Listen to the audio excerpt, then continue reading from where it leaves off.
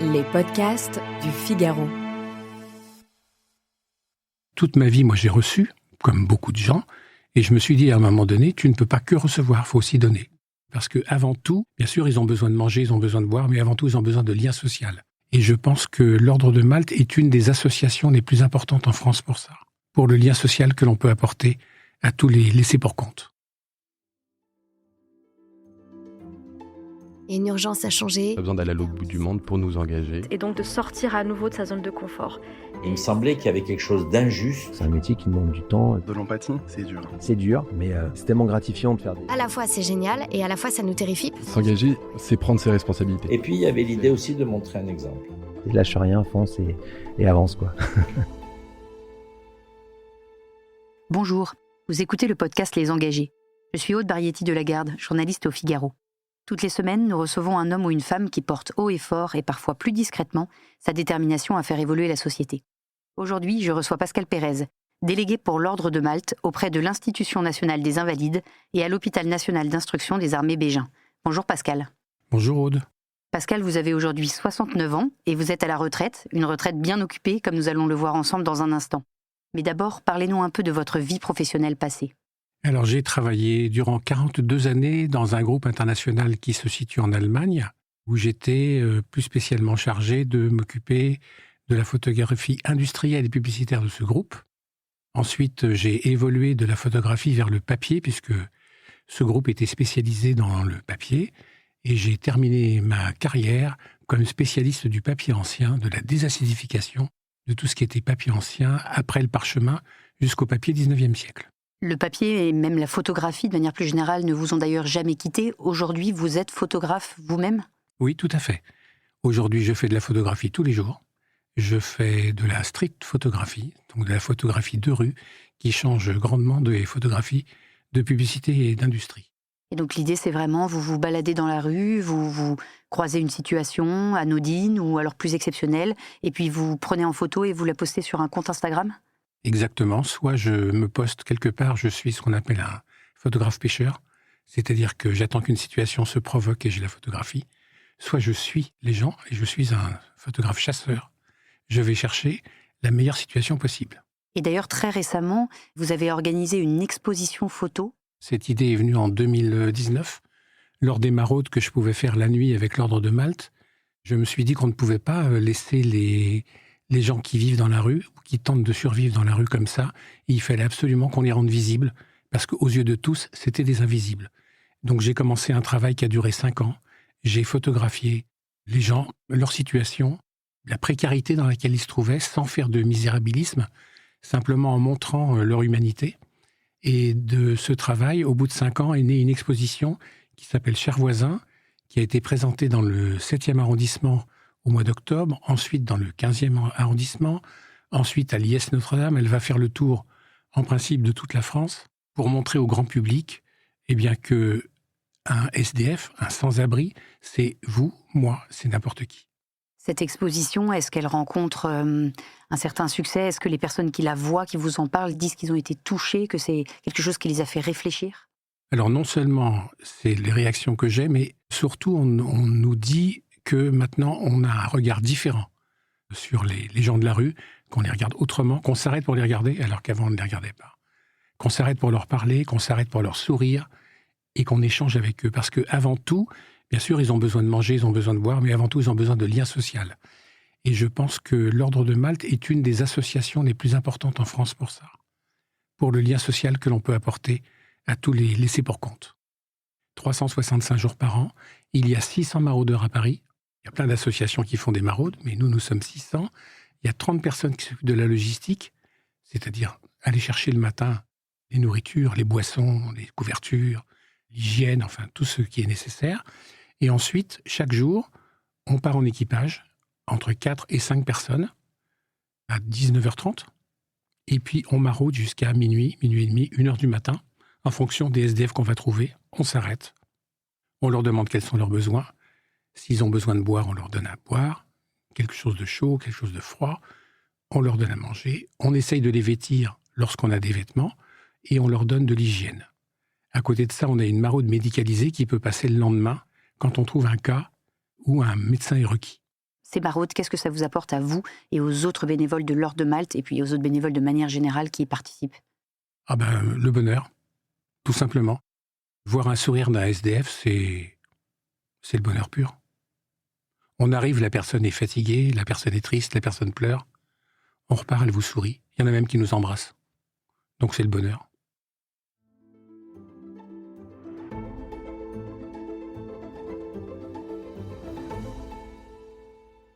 Vous êtes donc bénévole à l'Ordre de Malte depuis 2014. Qu'est-ce qui a déclenché cet engagement? Qu'est-ce qui vous a donné envie de vous engager auprès de l'Ordre de Malte? D'abord ma condition de catholique. Et puis ensuite, toute ma vie, moi j'ai reçu, comme beaucoup de gens. Et je me suis dit à un moment donné, tu ne peux pas que recevoir, il faut aussi donner. Donc je me suis engagé auprès de l'Ordre de Malte parce que les moyens qu'offre l'Ordre de Malte aux bénévoles sont quand même assez importants. L'Ordre de Malte, c'est quand même presque 14 000 bénévoles en France, 2 000 salariés, 90 millions de budget, c'est une grosse organisation. Tout le monde n'a pas ça à disposition. L'Ordre de Malte, c'est un ordre militaire religieux qui est né en 1049. Donc c'est la plus vieille organisation caritative du monde, presque 1000 ans. Les actions que mène l'Ordre de Malte, c'est vous avez des actions à l'international, des actions médico-sociales, des actions contre la précarité et pour la solidarité. Donc ce sont ces fameuses maraudes.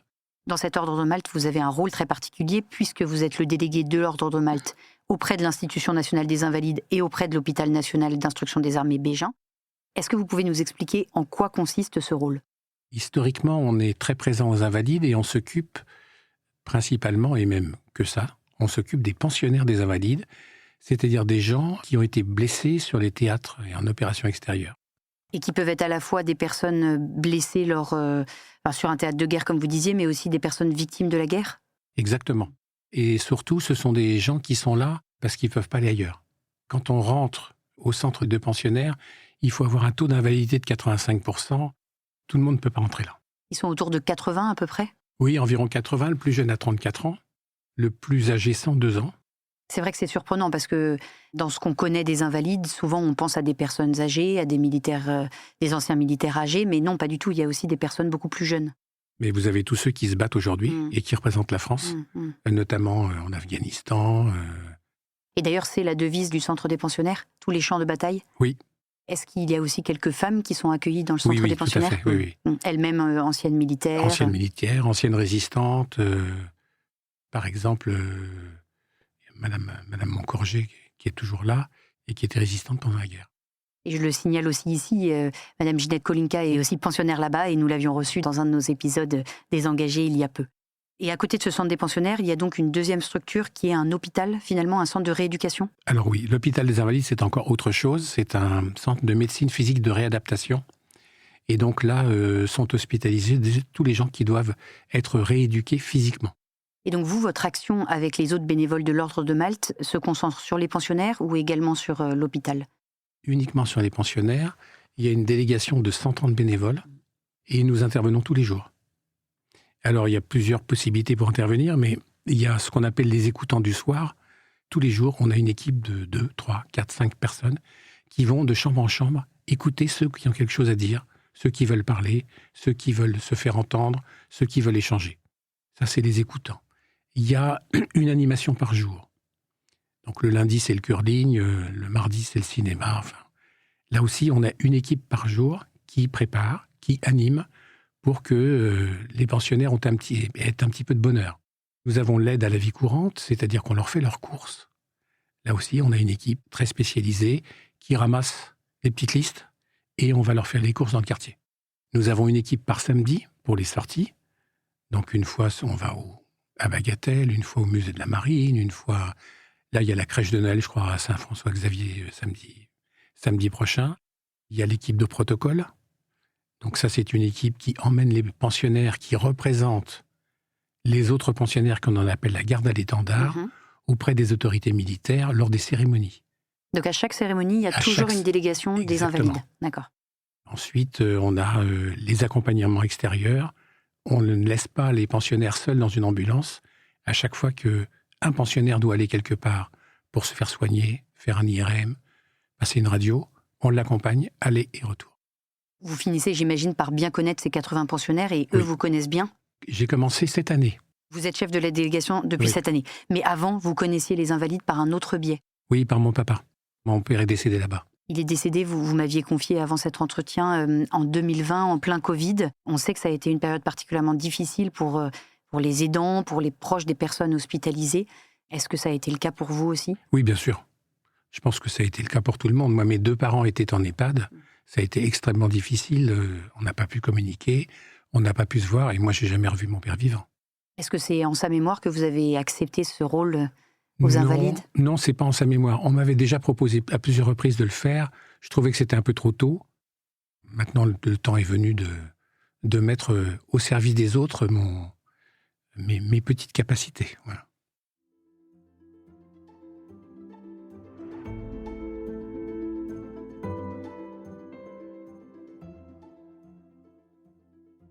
Durant cette année, vous avez déjà dû faire quelques belles rencontres, en tout cas quelques rencontres marquantes. Est-ce que vous pouvez peut-être nous en raconter une ou deux ? Vous savez, chaque pensionnaire est un bijou en lui. Hein. C'est un bijou par lui-même. Vous en avez qui ne parlent pas, mais simplement vous croisez leur regard et vous avez gagné votre journée. Vous en avez qui vous sourient sans jamais dire un mot. De temps en temps, vous en avez un qui vous met la main sur l'épaule. Ce sont des pépites. Chacune à sa manière est une pépite. Comment est-ce qu'on peut trouver les bons mots, les bonnes attitudes pour accompagner à la fois des personnes âgées qui sont plutôt sur la fin de leur vie et à la fois des personnes plus jeunes qui ont été gravement blessées et dont la vie a basculé sur un théâtre d'opération extérieure, par exemple ? Mais je pense qu'être soi-même, sans chercher à plaire, sans chercher à se mettre en valeur, tout simplement en étant ouvert à l'autre et écoutant l'autre, écoutant ses besoins, son ressenti, sa façon de voir la vie, c'est suffisant. Et à Bégin, quel est votre rôle ? Je pense que nos auditeurs connaissent peut-être moins l'hôpital Bégin que l'Institution nationale des Invalides. Alors Bégin, c'est un peu particulier parce qu'on n'y travaille que le week-end, jamais en semaine. Et là, nous visitons les hospitalisés. Je dirais que c'est une visite une fois, parce que ce sont des hospitalités de courte durée. Donc c'est une seule fois. Donc ce n'est pas des personnes que vous allez revoir comme aux Invalides. Non. Aux Invalides, il y a vraiment des liens qui se créent, j'imagine, entre vous et entre les pensionnaires. Ah oui. D'ailleurs, il y a des pensionnaires qui souhaitent être accompagnés par telle ou telle personne et pas par une autre. Et vous organisez avec eux des festivités parfois. Par exemple, là, vous m'évoquiez la Saint-Nicolas récemment. Oui. La Saint-Nicolas la semaine dernière. Là, on prépare le repas de Noël le 24. Ensuite, le repas du 1er janvier. À chaque fois, chaque semaine, il y a des festivités. L'Ordre de Malte prépare son concert annuel qui va se tenir le 19 janvier dans la cathédrale Saint-Louis des Invalides. Donc, les places sont vendues. Et tout l'argent récolté servira au bien-être des pensionnaires pendant 1 an.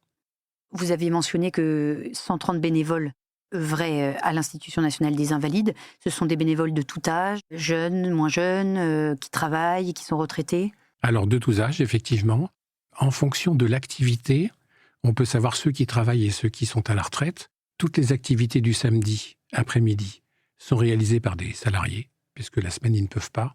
Les activités du soir sont souvent des pré-retraités ou des gens qui vont partir à la retraite. Et tout ce qui est en journée, ce sont des retraités. Justement, comment susciter l'engagement des jeunes et des moins jeunes dans des associations telles que l'Ordre de Malte ? Par l'exemple, tout simplement. On a simplement besoin de montrer tout ce qu'on fait. Un de nos engagés précédents disait qu'on n'avait pas besoin d'aller au bout du monde ou de donner des heures et des heures dans sa semaine pour s'engager, que parfois, juste quelques heures, quelques petites actions, ça pouvait suffire. Mais bien sûr, une seule action une fois par semaine, une seule action une fois par mois, ça suffit largement. Justement, c'est l'heure de vous poser la question rituelle de fin d'émission. Vous êtes aujourd'hui notre engagé. Qui serait votre engagé si vous étiez à ma place ? Mon engagé serait Stéphane Bobot, qui est un médecin de ville, qui travaille à Paris et qui passe 2 jours de son temps par semaine au SAMU. Et je trouve que pour un médecin de ville qui a tout le confort nécessaire, s'engager comme ça via le SAMU, sortir de sa zone de confort et prendre autant de risques sans jamais que personne ne sache, je trouve ça très fort et c'est très beau. Merci Pascal. Merci Aude.